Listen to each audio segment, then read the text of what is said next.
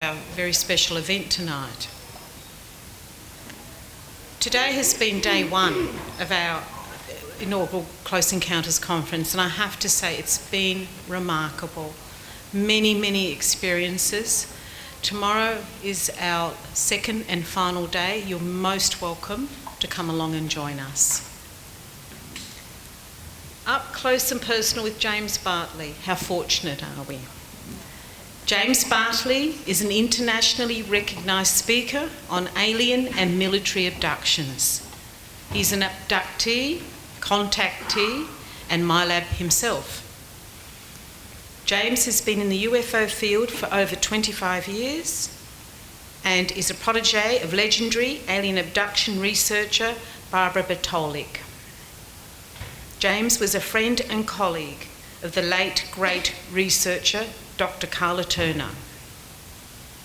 James has worked in an intelligence-related capacity in the US Naval Air Forces, Pacific Fleet, and has investigated many alien and military abductions around the world. James has been at the forefront of exposing the reptilian overlordship for over 25 years, and I'm sure you are going to be in for a big treat tonight. So can you please give a very warm welcome to James Bartley.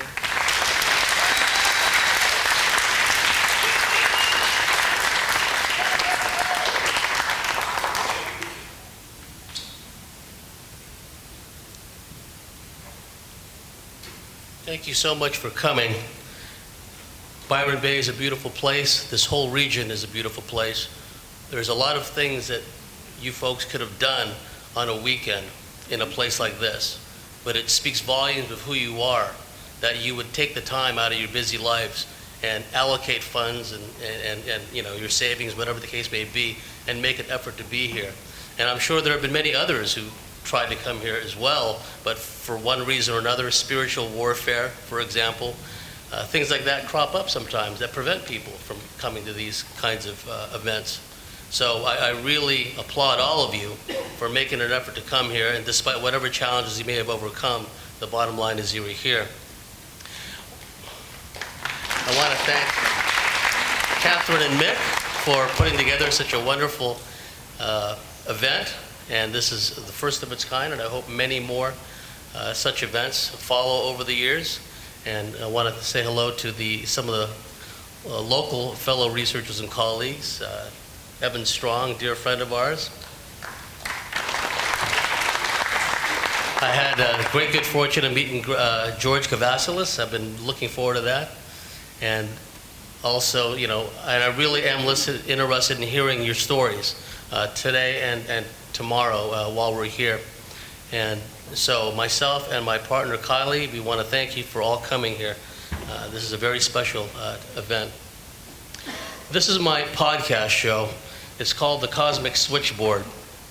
And in the relatively short period of time we've had the Cosmic Switchboard, we feel we've made an impact. We've had some world-class guests, the great Puerto Rican UFO investigator Jorge Martin.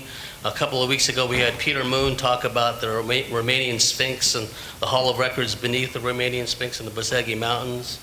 We've had just a variety of speakers, guests rather. And in the middle of the week, I do a commentary. I talk for various, you know, from an hour, hour and a half, 2 hours, about a variety of subjects. And the Cosmic Switchboard show not only exposes the surface level conspiracy fact, but we also expose what's beyond the 5 sense conspiracy. But we're also solutions oriented. We just had a guest the other day talking about real communities, rebuilding communities, real sustainability, not this faux Agenda 21 type of sustainability, real sustainability. Well, when we come back from our trip here, we're going to have another guest talking about organic farming and building farming communities. So we're very solutions oriented. So for a conference only special, normally it's $75 US for a whole year. Again, there's 2 podcasts a week, a commentary from me, and then I have an interview, a 2-hour interview with a guest. So that's 8 podcasts a month. plus whatever special articles, guest articles, so on and so forth. We're expanding this year. We're going to be moving more towards videotaped interviews, field investigations being videotaped, et cetera, et cetera. So we have a one-time only special offer.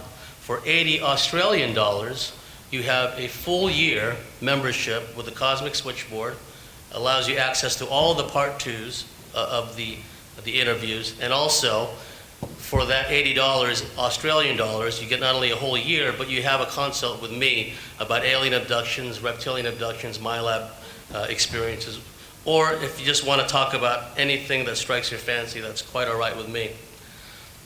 Now, before I start, there's some things I need to point out.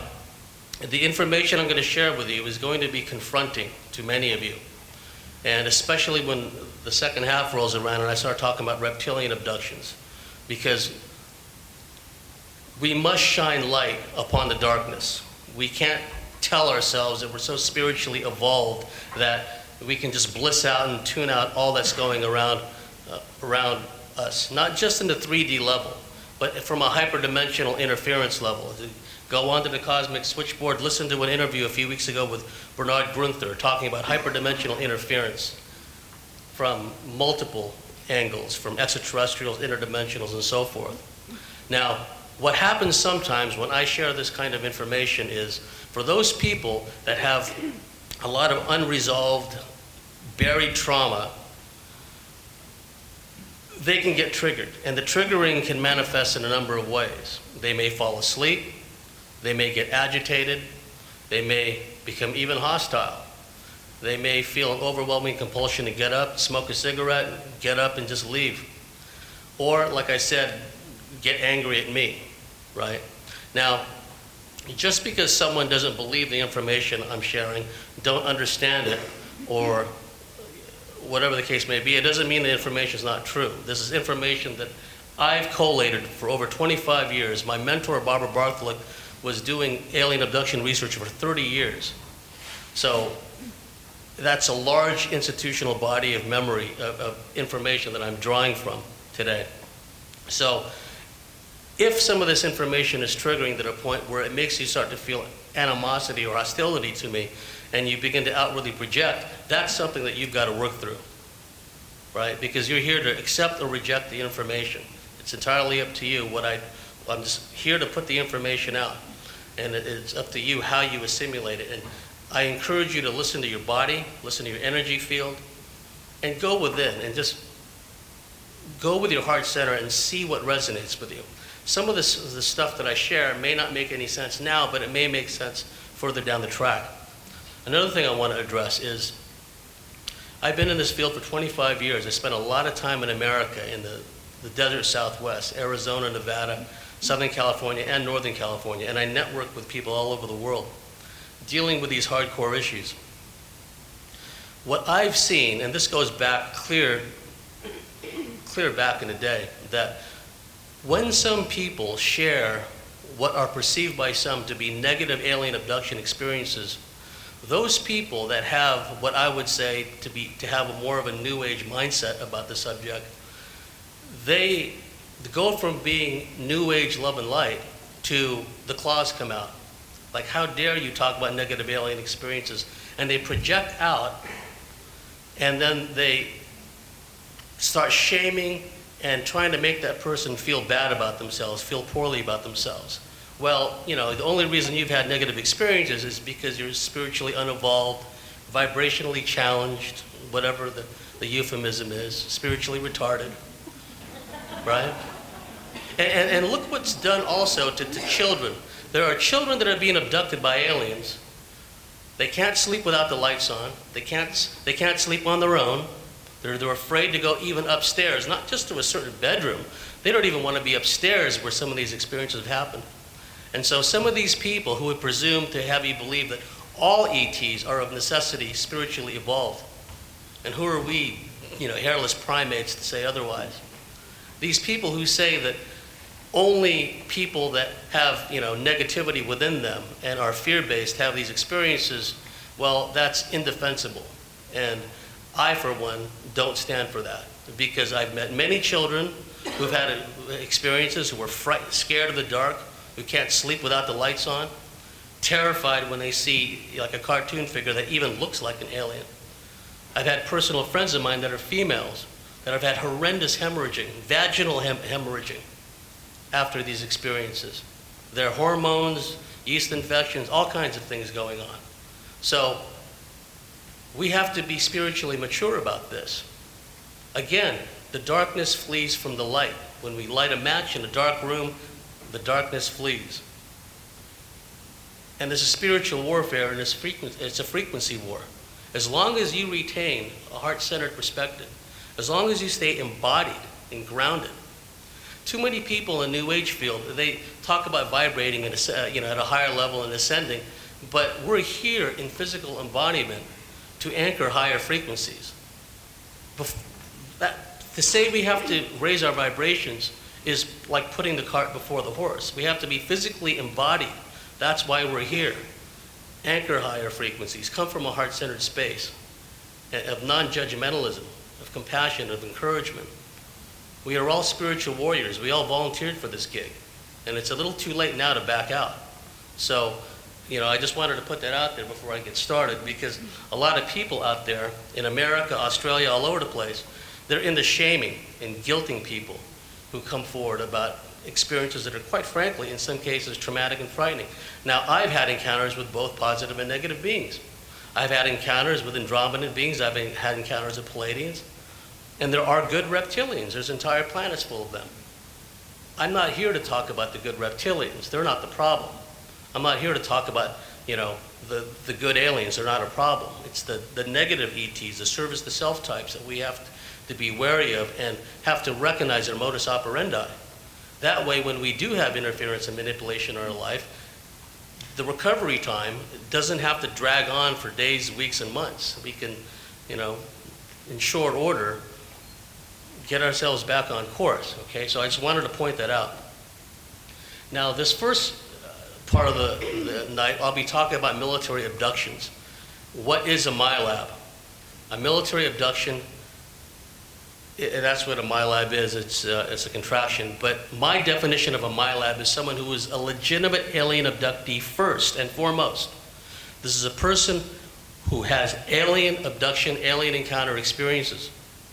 And again, there's a variation of what I just talked about. Some people say, oh, these Milabs, they're just victimized people. They've drawn all this to them. Actually, it's quite the opposite.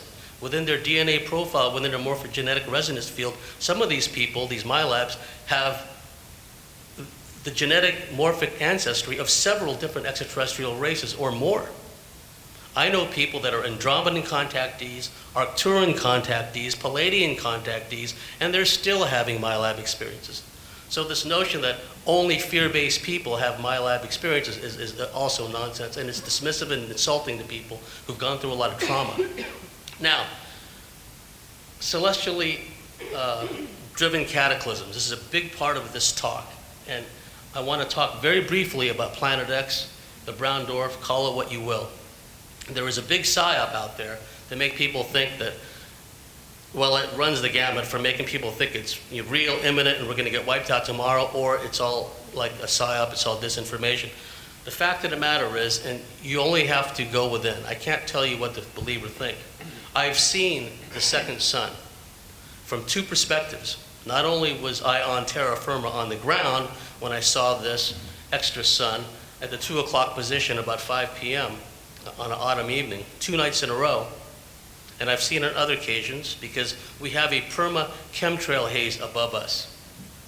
A perma chemtrail haze, and the chemtrail agenda is multifaceted. It's not just to sicken people and infect them with nanobots or Morgellons, whatever the case may be. It's also to obscure these incoming celestial bodies.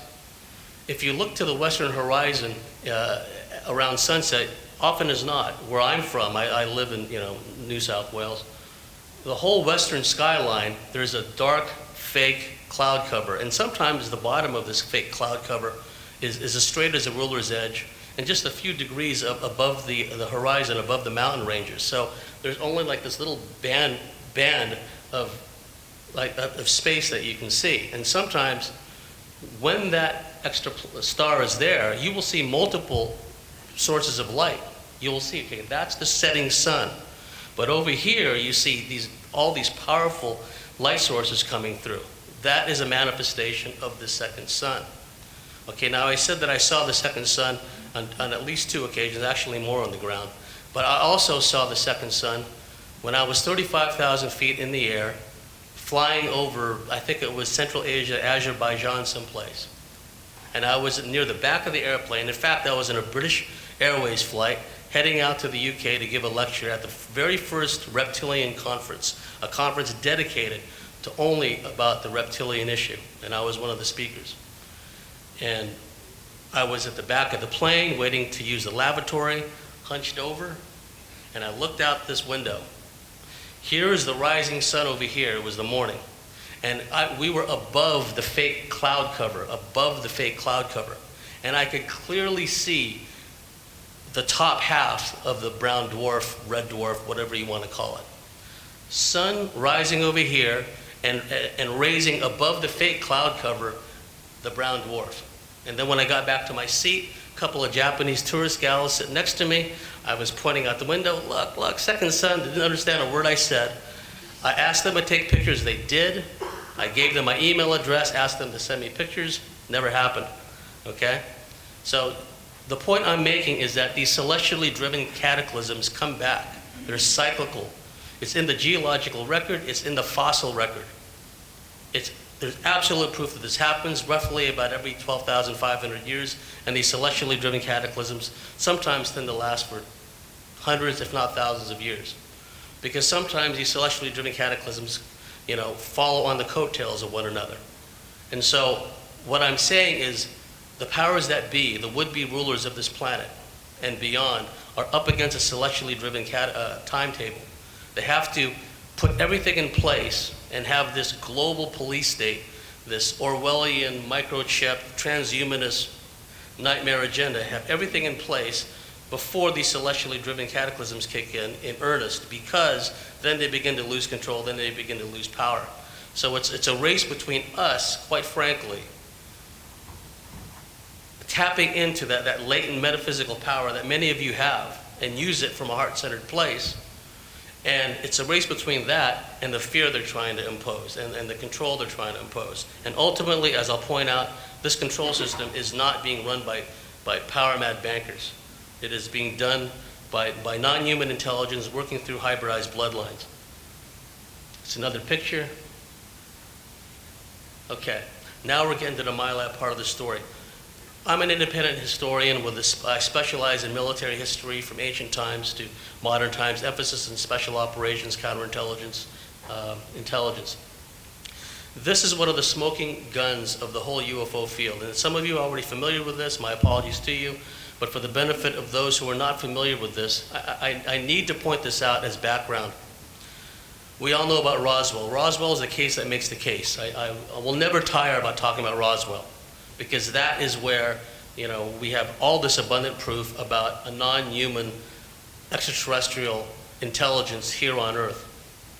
This is the Dr. Robert Sarbarker letter. Dr. Robert Sarbarker was a Pentagon consultant. He had his own missile development company. He worked for the Pentagon. At the time he wrote this letter, Robert Sarbarker was a dean of the Washington Institute of Technology. Now, this letter from Robert Sarbarker was in response to a letter written by William Steinman, a UFO investigator back in the day. You can see the date, November 29th, 1983. And William Steinman was particularly asking about the Aztec UFO crash, which happened around March 1948. And this is the response from Dr. Robert Sarbarker. Again, Dr. Robert Sarbarker was a Pentagon consultant who had his own missile development corporation.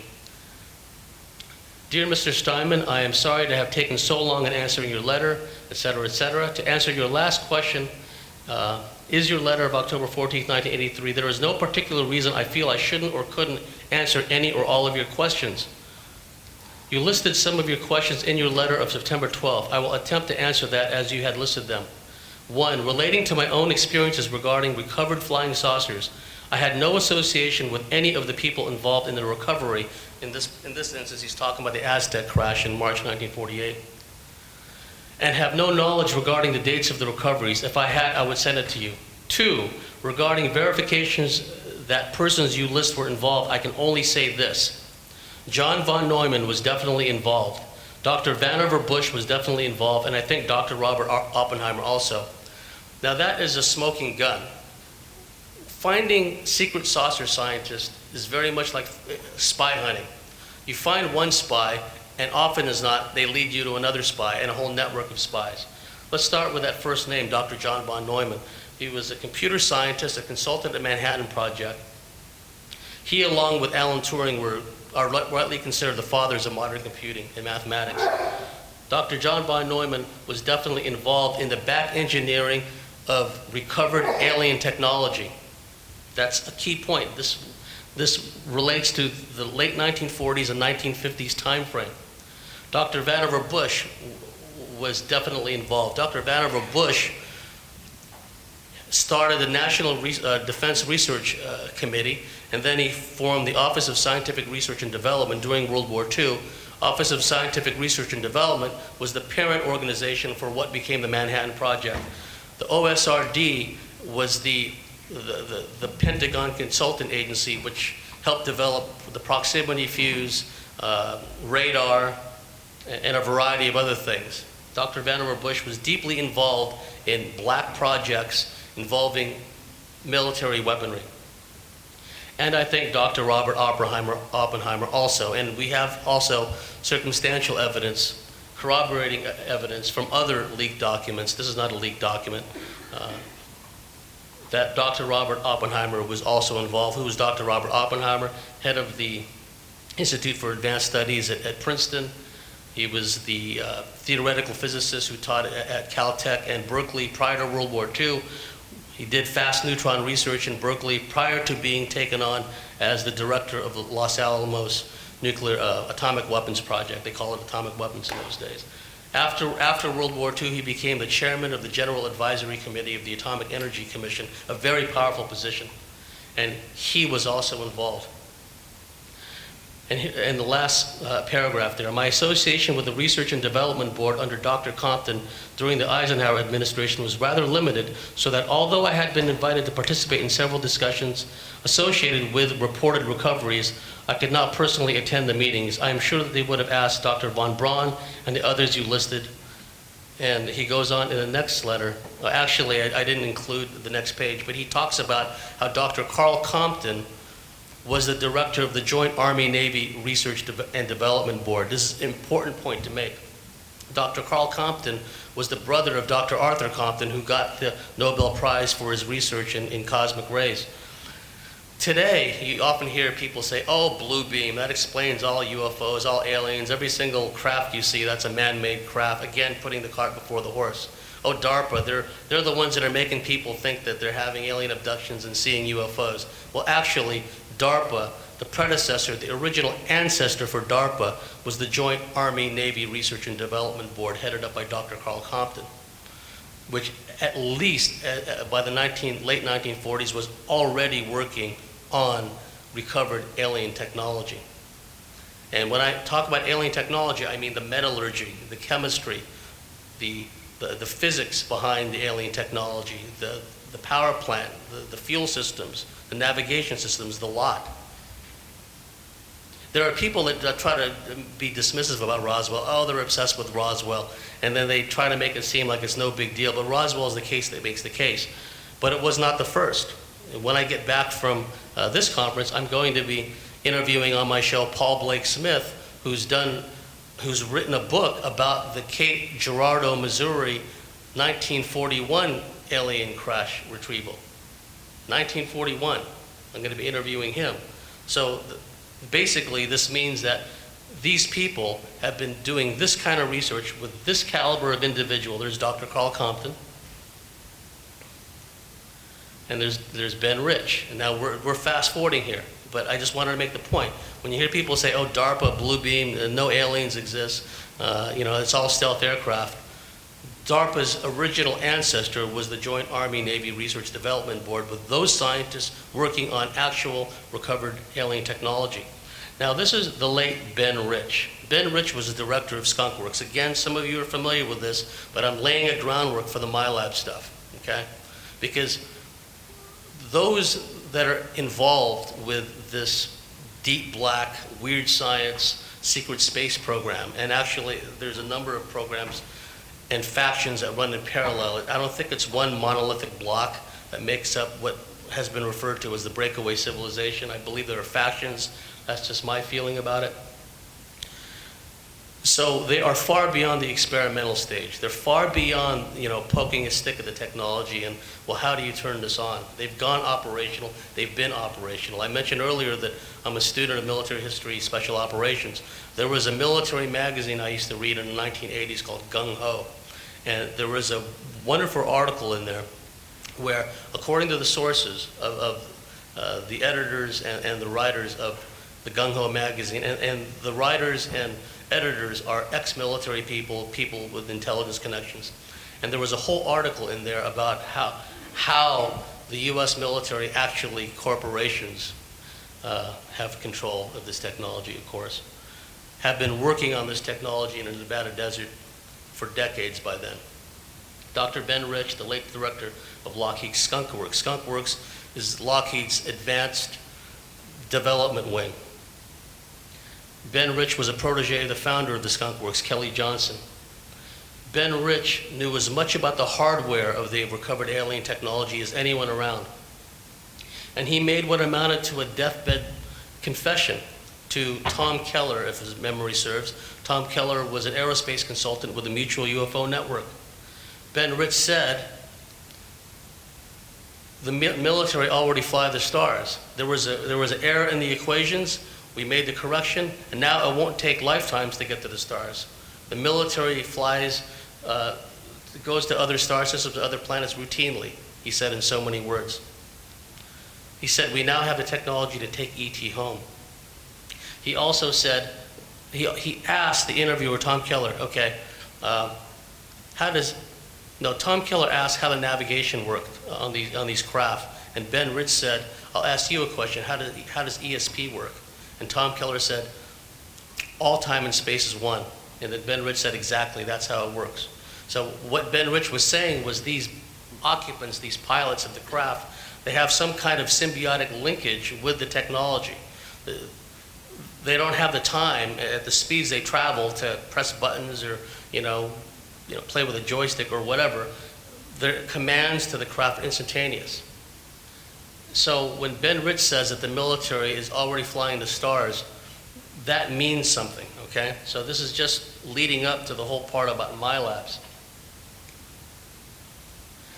Bob Lazar, many of you are familiar with the story. I'll just give it short shrift here. Bob Lazar was a physicist working under contract for the United States Navy, back engineering Zeta Reticuli craft. And he was the one that coined the term element 115 to describe the fuel source. I met him, and this is the lecture that he gave at the Little Ailey Inn, which is adjacent to the infamous Area 51. And Bob Lazar was working at S4 in the Nevada desert, late 1980s. Now the stories about recovered craft, the test flying of alien craft in central Nevada have gone back for decades. Project Red Light, different names for the projects involving the analysis of recovered, and it's not always recovered alien technology as a result of a crash. Sometimes they shoot craft down. Sometimes, as I'll get into shortly, there has been an ongoing interaction between certain factions of the deep black military aerospace community and non-human life forms. That's me in the center mugging for the camera. On the right is Bill Uhouse. Bill Uhouse was a Marine aviator test pilot, and after his stint in the military, he became an engineer. I think he was working for Westinghouse. I may be wrong about that. And the point of relevance is that he's what you call a limited hangout. His information was earth-shaking in the UFO field at the time, but because lamestream media won't cover it, nobody knows about it, basically. But Bill Uhouse was working on a flight simulator, navigation simulator, based on the craft that was recovered in my old stomping grounds, Kingman, Arizona, in 1953. Interesting note about the compartmentalization and the nature of the secrecy. He said it was 3 years before he and his team even knew what they were working on. And like I said, it was a simulator, a flight simulator, and a navigation system based on the craft recovered in Kingman, Arizona in 1953. Oh, and that's not all. His colleague at S4, because he was doing this research and analysis and what have you at S4, his colleague was an alien he called J-Rod. Okay, we're getting to the Milabs part. We've all heard stories about bloodlines, hybrid bloodlines. In truth, many of us are hybrids. If most of you came into this world the normal way through childbirth, you have within you the genetic morphic resonance profile of one or more ET races. And the fact of the matter is that within the DNA profile and morphic resonance field of these individuals, there exists latent metaphysical powers. Adepts, warlocks, sorcerers have known this throughout the ages, mystics, seers, etc. But also deep black elements of the military intelligence community. Now, Dan Sherman is a guy, his story really hasn't gotten much currency in the field. He was interviewed by Kerry Cassidy, Project Camelot. He was a Milab for all intents and purposes. His mother was being abducted by Zeta Greys. He was being abducted by Zeta Greys. And he was genetically altered by the Zetas for the express purpose of making him more telepathic.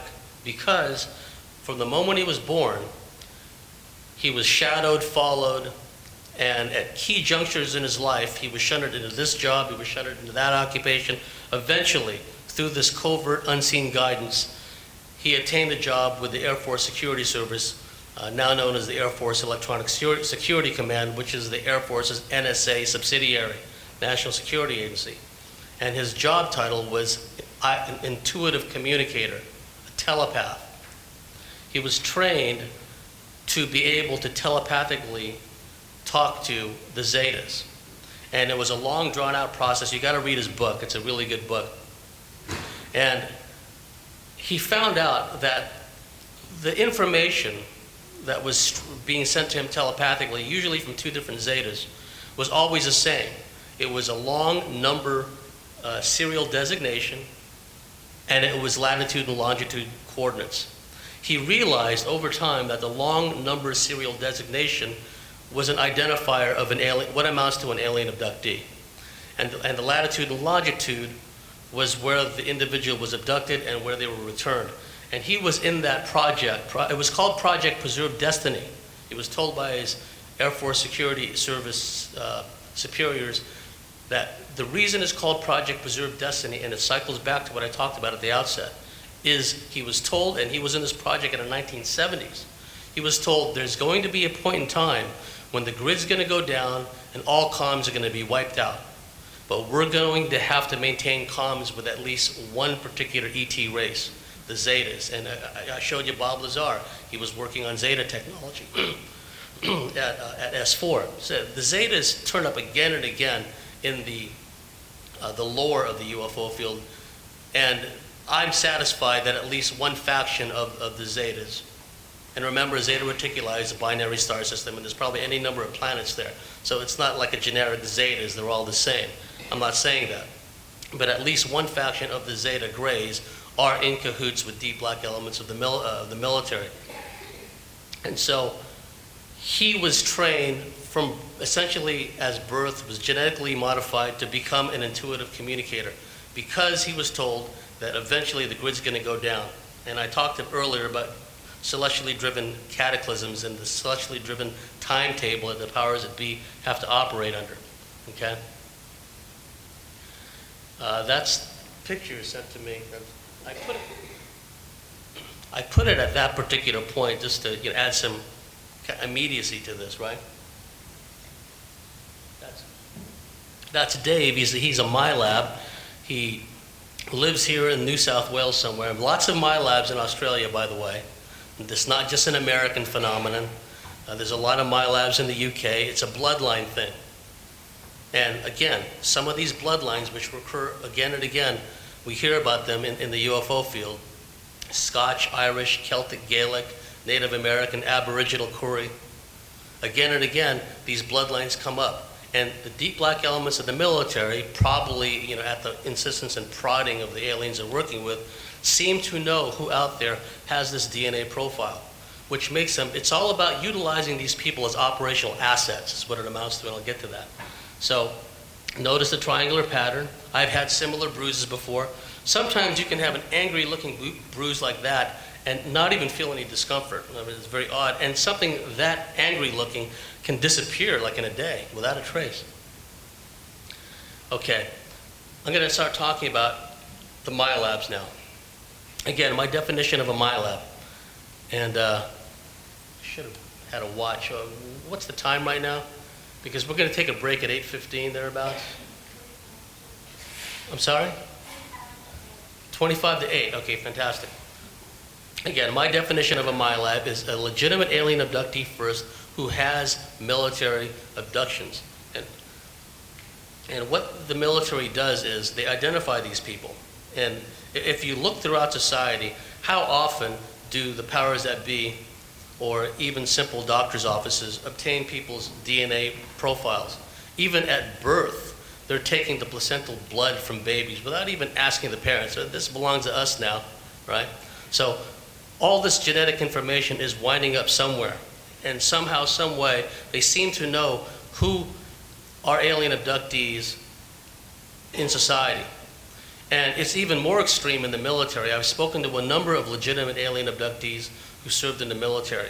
And often as not, sometime during their stint in the military, they wound up being pulled into a weird science mind control project. And the only commonality that we can come up with is that they have alien abduction experiences also. But remember, when I say alien abduction, but some of these people also have encounters with positive, spiritually evolved ETs, higher dimensional ETs. There's a push-pull going on. There's almost a cosmic tug-of-war. Like these negative ETs want to pull these Milabs into these black weird science projects to advance their agenda. And on the other hand, these individuals, these Milabs, many of whom I consider boots on the ground, many of them I consider ground crew, because again, they're celestially, morphically related to the Arcturans, to the Palladians, to the Andromedans, and they're ground crew here, and they're being pulled this way and that. So remember that.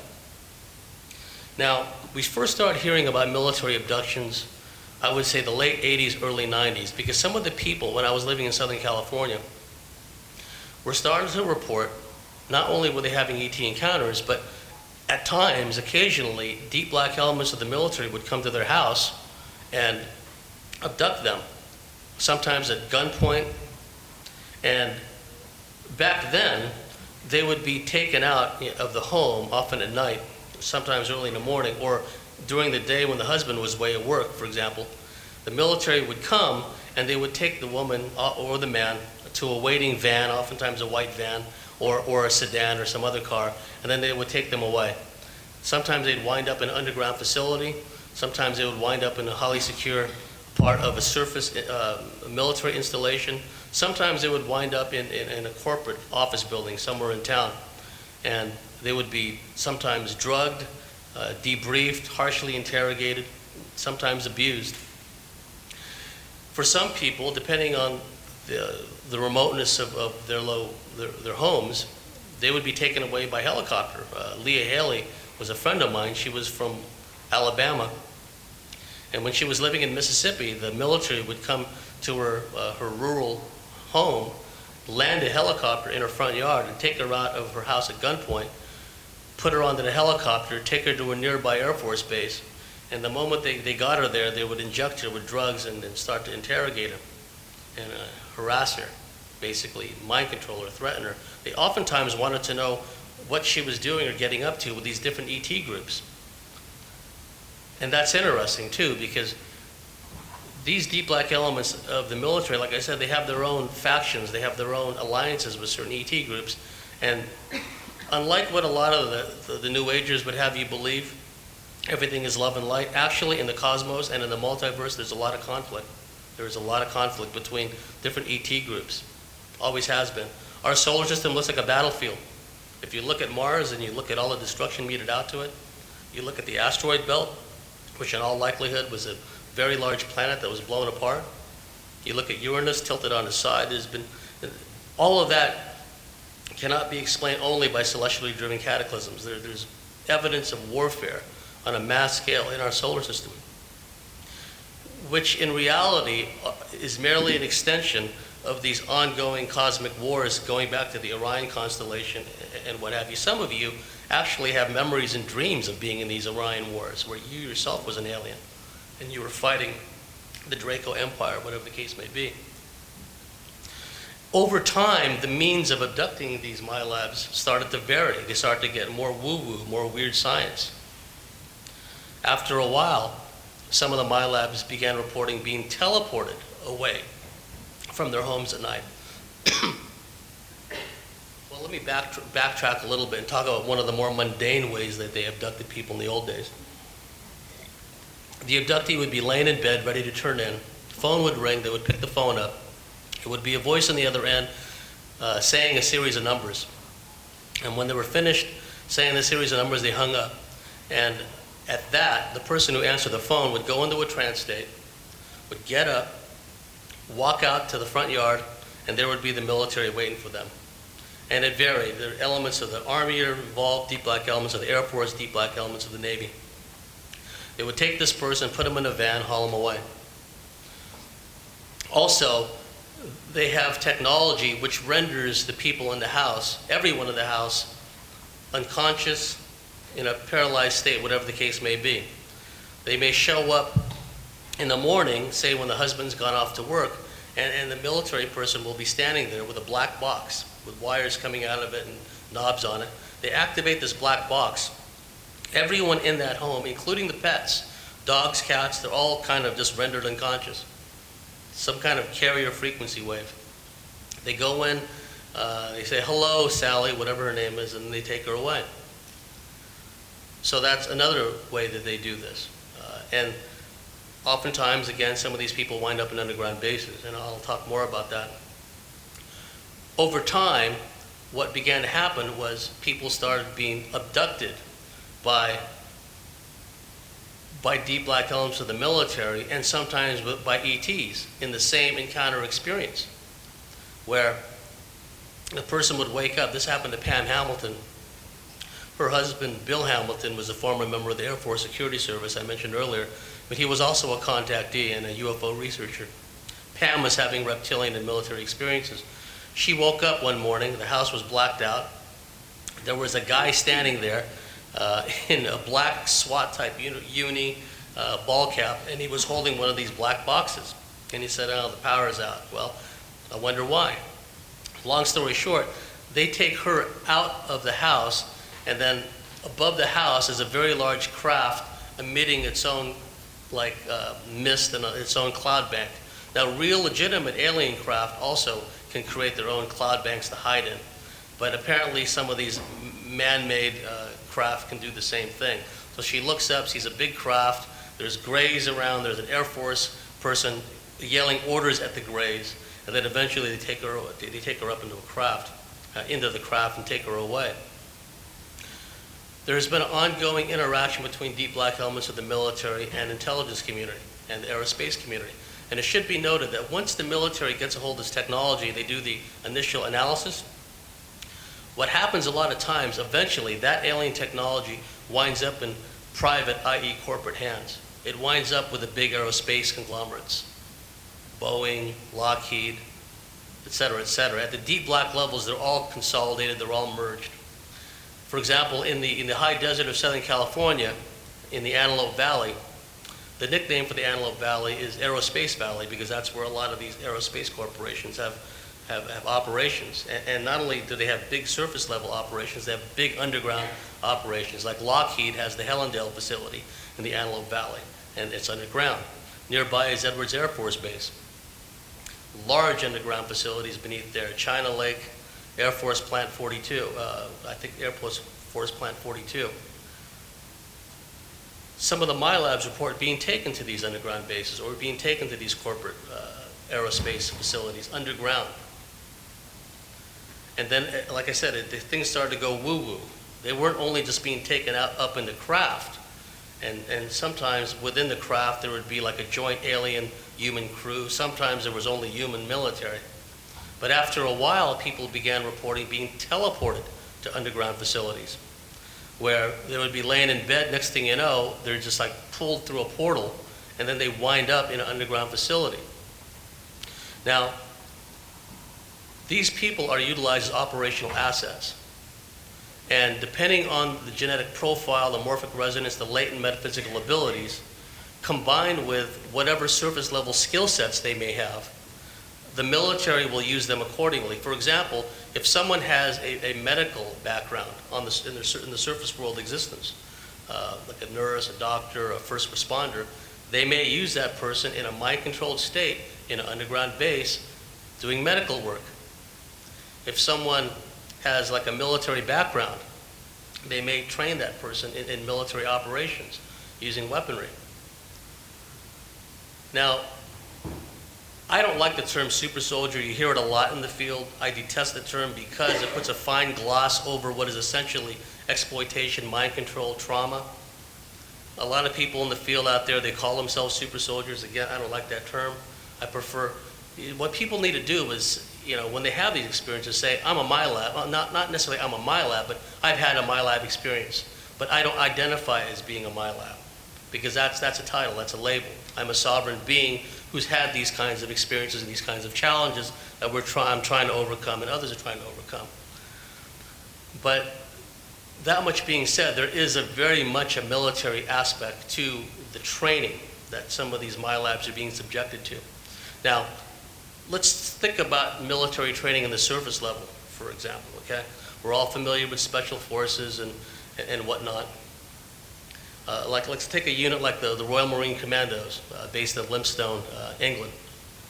Not many people realize it, but covert intelligence operatives from British MI6, Australian Secret Intelligence Service, Canadian intelligence, they send their covert paramilitary operatives to the Royal Marines in Britain to be trained in specialist techniques, black ops, covert warfare, psychological warfare operations, which involves shooting weapons, which involves fast roping down from helicopters, which involve water missions, frogman type skills, et cetera, et cetera.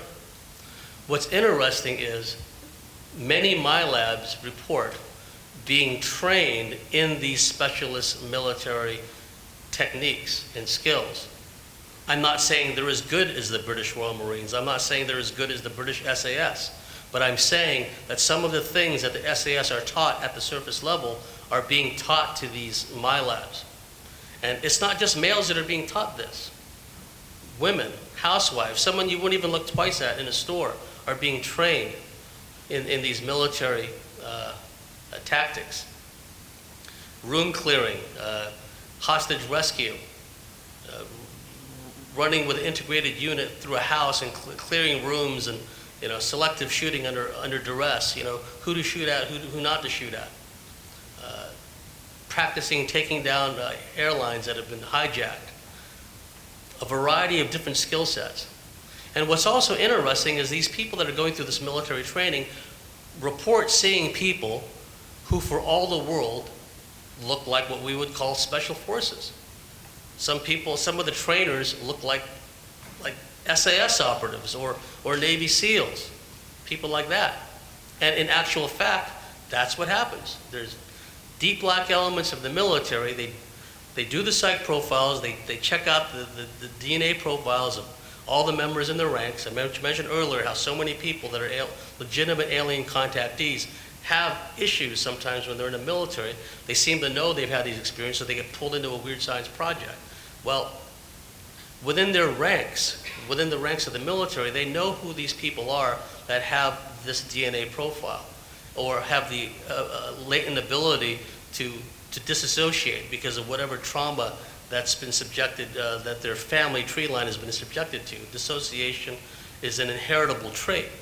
So they find people like this in special forces, and then they pull them into these weird science projects. And pretty soon they're training these civilian Milabs to do all these different task.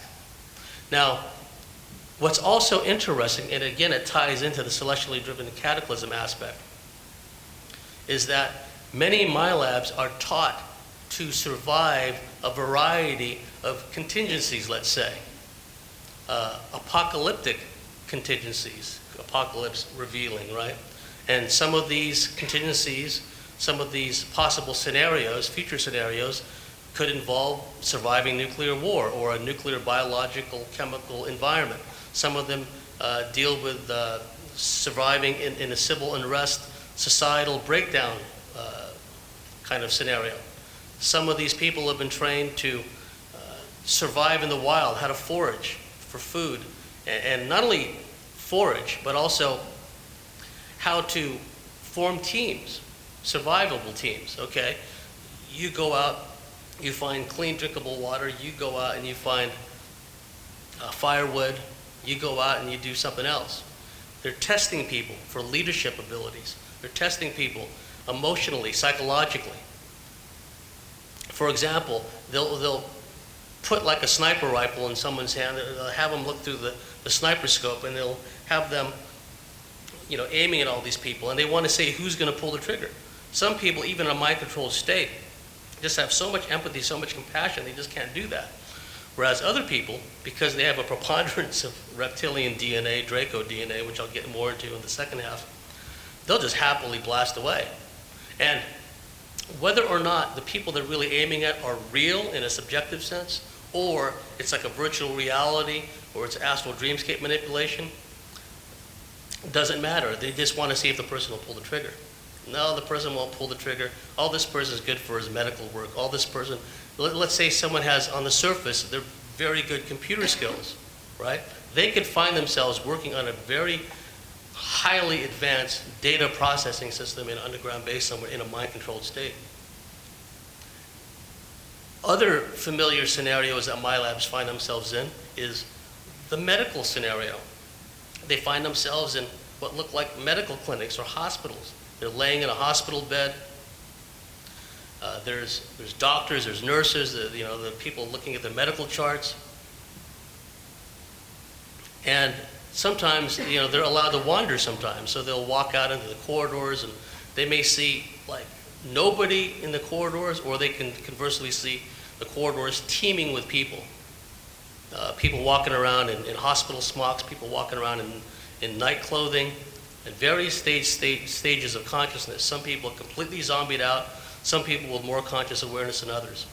I happen to know some Milabs who managed to retain a tremendous amount of conscious awareness during their Milab experiences. Like, for some reason, it's hard for the military to shunt these people, usually women, I might add, into a state where they, are zombied out or can't recognize what's going on around them.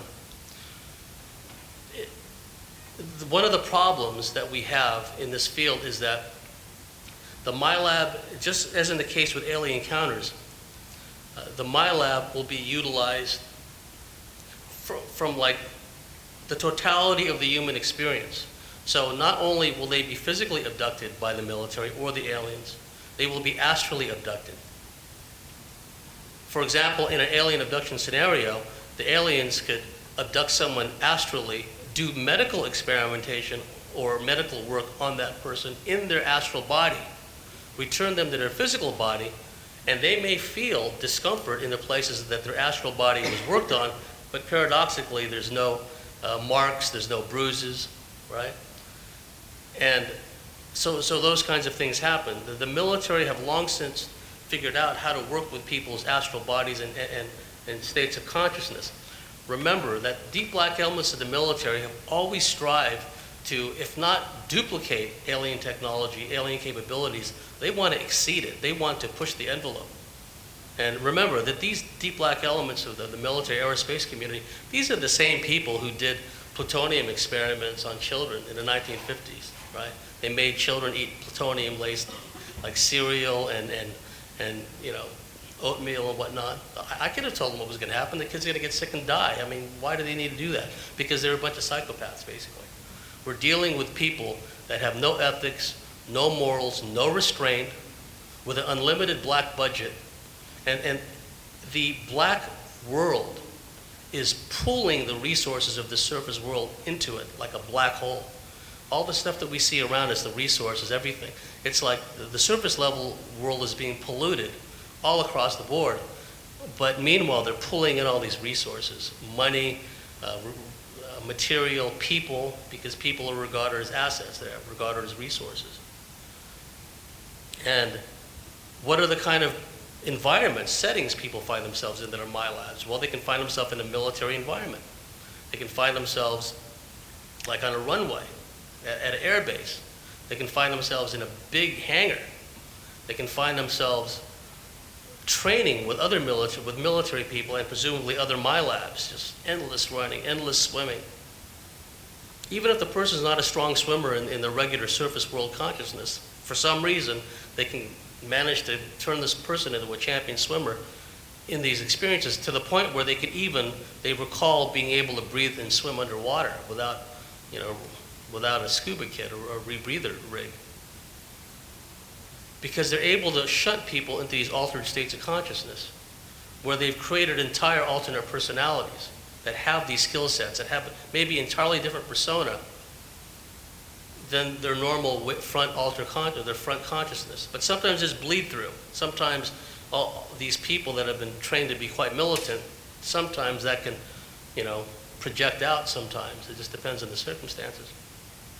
So again, the environments people find themselves in, a military setting, they can find themselves in a military office where there just seems to be people in military sitting behind desks working on computers. And then sometimes they look down, they're wearing a military uniform too. Because some of these people, they literally put them in uniform, literally give them a rank. Sometimes they even seem to have authority and rank over regular military people in these experiences. It depends on what their skill sets are, their ability to strategize and their tactical soundness, et cetera, et cetera. Men or women will be put through their paces. And because of this long-standing interaction between deep black holes of the military and these different ET groups is sometimes the people's trainers are not even human. Sometimes, like the military trainer in a military environment may be a shape-shifting reptilian. He could look like a military guy one moment, then he just morphs and shape-shifts into a reptilian later. And they utilize people in the totality of the human experience. Astrally, they can astrally abduct people and then take them to what amounts to a virtual environment. Now, the person may just be sleeping there. I mean, if you looked at them with your eyeballs, they're just laying there in bed. But what happens is they get electromagnetically beamed to a part of their brain which induces the heavy, heavy sleep feeling where their eyelids feel like they weigh a ton. And they're being, different parts of their brain is being beamed and different parts of their anatomy are being beamed. And sometimes they could feel rapid eye movement behind their closed eyelids. And what they're seeing when their eyes are closed and as they're laying there, they're seeing a movie, essentially. And it could be a military environment, it could be military training, it could be some kind of war scenario where they find themselves in a war scenario. But really, in some of those cases, it's a theater of the mind because they're just laying there in bed and they've managed to capture their consciousness and then create this virtual environment scenario that they force the person to have to act through. And the thing is, when the person's going through it, they don't know that it's not real. All they know is bombs are going off, people are shooting, people seem to be dying. And they don't have the time to figure out, okay, is this a dream, is it military, is it astral experience, is it physical? No, it's like they have to go operational. They have to think their way through and survive. And a lot of the training happens in a artificial environment, simulated environment, astral environment. Nowadays, and I'm jumping all over the map, but what's been reported in the recent past, and is troubling if you ask me, is what I call astral detentions, where someone will be astrally abducted at night and they will find themselves, and the settings, scenarios vary. They can find themselves in a place simulated to look like a nightclub with tables and a stage there and fake palm trees or whatever. But they can't get out, and they know that they're not having a dream. The time is passing really slowly. They try all the doors, all the windows, they can't get out, they're stuck. And sometimes in those scenarios, they send in a couple of thugs and goons to go beat them up and harass them and whatnot. Sometimes the person may find himself in a classroom setting where they're just sitting there with these other people in a classroom setting, and they're just stuck there for a long, long time. And some of these people that report this are veteran astral travelers. They know how to make their astral bodies go back to the physical body, but they can't. All the tricks that they use over the years to make their astral bodies go back don't work. And time passes excruciatingly slowly in these places. And what's even more annoying is some of the people in the classroom, they don't seem to know that it's not a dream, right? And then some of the more switched on people will stand up and look, this is mind control. This is an astral abduction. We don't belong here. Some of the people I know, they've resorted to something which I think is wonderful. When they find themselves in an astral detention scenario where, and again it varies, another astral detention scenario is someone finds themselves in a city, and they walk from one end to the other of the city, and they meet all kinds of people, and the entire city is enclosed by a big high wall, and again, time passes really slowly. They go to the trouble of walking here, walking there, going into buildings, going into rooms, but they just can't get out. They're just stuck there. And what some people do when they find themselves in this astral detention scenario, they kind of get radical. Like in a classroom setting, they'll pick up a desk and they'll throw it across the room. They'll throw books at the instructor in the front of the class, and they'll yell at everybody. You know what? And sometimes that works, and they send them back. Whatever it takes, whatever works. Sometimes they don't like unpredictability, right? And these astral detentions can be so bad happening nightly that people dread going to sleep because they think they're just going to be stuck in this astral detention place. And what's even more alarming is people that are not even alien abductees or Milabs, people that are activists in chemtrails, people that are activists in exposing the Agenda 21 scenario, they're starting to report astral abductions, where they're being sucked out of their body at night, they're stuck in some place, they can't get out. So again, it's a frequency war, right? There's a lot of ways to deal with this, with tensor rings and orgone pyramids and hematite, and there's a lot of Himalayan salt lamps. All that is real, all that works to one degree or another. So this is, it is a frequency war. How much time do we have, ma'am? 4 minutes past 8? Okay. There's also what amounts to, there's a connection between high technology on the one hand and ceremonial magic, ritual magic, black magic on the other. Again, it comes down to bloodline. Some of these people, these warlocks, these adepts in these cults that do all these horrific things, that have these stupendous psychic supernatural powers, they themselves are reptilian human hybrid host for entities. When we talk about a host, we talk about a hybrid human who has one or more entities that they're carrying around as a passenger.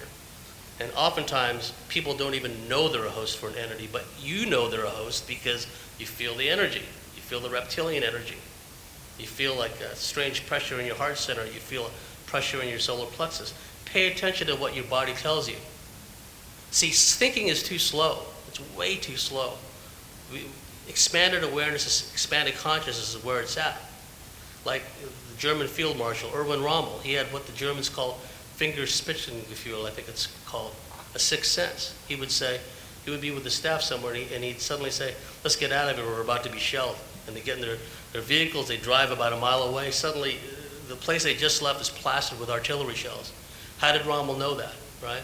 Because he was tuned into his environment. Animals tune into their environment. Like a newborn doe is tucked away in some semi-safe place by its mother to protect it from predators. Because animals are aware of the nature of the multiple threat environment in which they reside. Interesting, but humans don't seem to know that, do they? Right? They give their children, they allow their children to be vaccinated, they feed their children GMO food, they allow their children to be brainwashed and programmed. And it's like humans today, many of them, they've lost the survival instinct. They've lost the ability to tune into the environment. It's like, oh, something's wrong, something's weird. When I start to feel a negative presence, I look around. Because if it's not emanating from an individual, in other words, if there's not an individual who's a host, you're like lugging one of these entities around, that means that the entity is invisible. And the entity is invisible doesn't mean it's not there, it's just not visible in the physical, in the visible spectrum. I put my shields up. It's a frequency war. Okay, I wear, labradorite, mookaite, hematite. I come prepared for battle when I go to these places, right? So the point of relevance is that in these deep black military aerospace operations, there is sometimes a connection with what people call black magic, but it's really intentions. It's like if one has, metaphysical powers, it's what one does with it, right? With intentions. If it's service to self, service to others. Unfortunately, in some of these deep black projects, they've merged deep black magic, ceremonial magic with the high technology. This is why Bill Hamilton called his book Alien Magic. He called it specifically Alien Magic because there are aspects of alien technology and alien capabilities that are magical to us. Remember, these beings, they have a mastery and control of time. They can abduct all of us right now and return us in a seamless fashion, or not even a second has passed in our linear time, but we've all been taken. They have that ability. They have the ability to, when a craft approaches a group of people, they can activate some technology and everything stops. The birds, the people are in stop motion. That whole area becomes like kind of a bubble of a freeze frame. Some of the alien groups even have handheld devices where they can go into like a restaurant or something, or one of their hybrids, human-looking hybrids, would go into a restaurant, activate a handheld device, everybody is in freeze frame mode. Everyone stops talking, everyone's got food in their mouth. And then when they activate it again, everything just carries on like normal, and they don't even realize that that's happened. Well, like I said earlier, deep black elements of the military, aerospace, strive to do, if not duplicate, but to exceed those capabilities. And they're being taught not only by the aliens they're in league with how to utilize this technology, but in truth, many of the people that are seemingly in control of these deep black military projects are themselves adepts, are themselves warlocks. Some like high-ranking military intelligence person involved in these Milab projects themselves may be a host for like a Draco entity, a reptilian entity, a host for a mantis being with all kinds of metaphysical powers. So what happens sometimes is, depending on the bloodline that the person, the Milab in our example, and I differentiate between Milabs and monarchs. We know that monarchs go through a lot of satanic ritual abuse, SRA, and so forth. But some monarchs still have ET experiences, and abduction experiences, and reptilian experiences.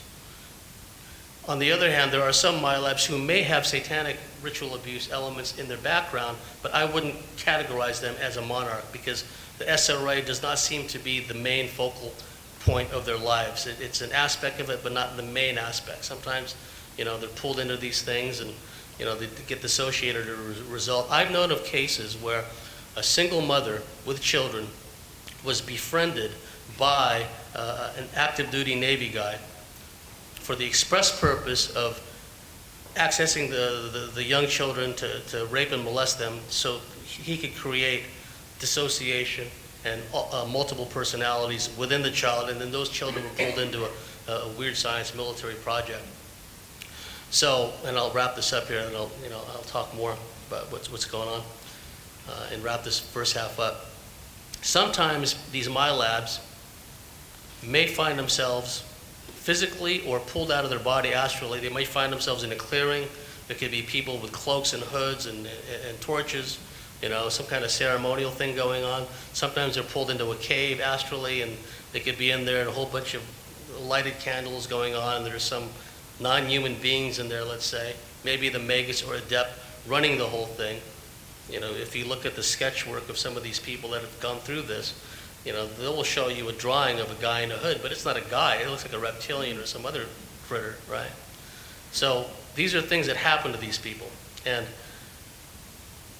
what we need to do is recognize that we are quantum multidimensional beings. It is in our nature. We just happen to get caught up in this soul recycling, soul harvesting agenda, this matrix simulation. But always remember, some of you, absolutely, by process of elimination, statistical probability, some of you had these experiences I just described. And some of you are maybe not even really aware of just how much power you wield. But when you wield it from a heart-centered place, the divine matrix, divine will starts to work through you, you will find your purpose in life. And you will be able to reach, and you will be able to inspire and encourage others that I never will, because you're you and I'm me, and you will be able to reach them and encourage them and touch them in a way that I never could. But you'll be able to go around and you'll be able to plant seeds, you'll be able to help others, encourage others. So there's nothing to be fearful about this. We knew going in what it was going to be like, right? We knew how tough it was. Many of us, I call us quick turnarounds.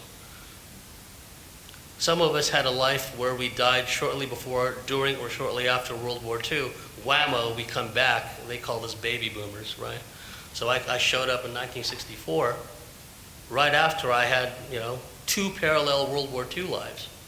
I had 2 lives in World War II that ran in parallel, because those 2 lives were part of my soul group mind, right? Because people think you only have one incarnation in a given period of time, but that's not the case.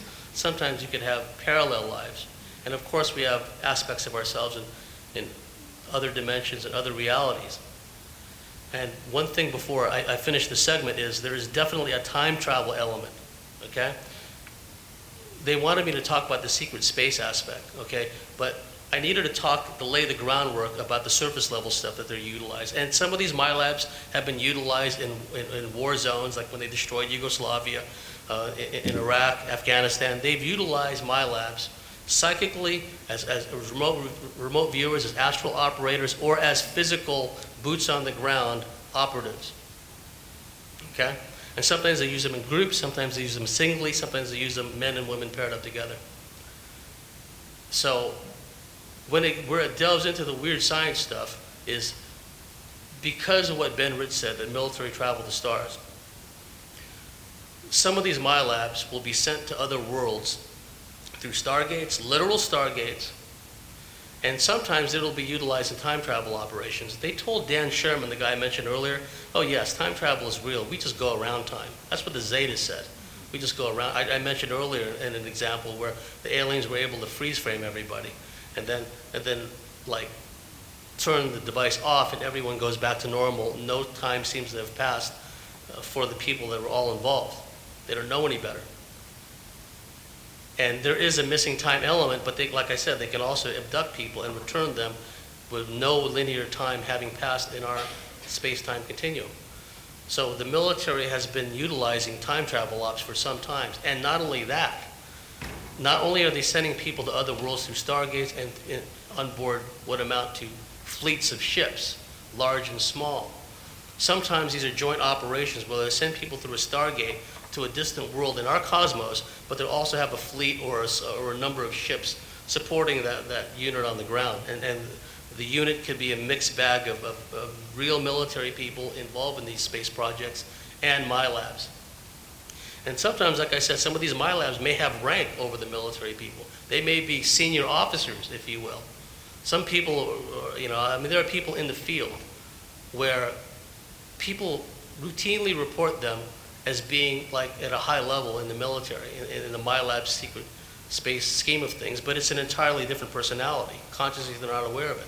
And another thing that I must point out too, not only are people being utilized in alternate realities, where they're being sent to a counterpart of this world, oftentimes like to steal things, weapons acquisition, and it varies. Sometimes they're sent to an Earth, but it's like an Earth that's several years behind ours. The way it's been described to me is, okay, we're up to the Apple iPhone 6, right?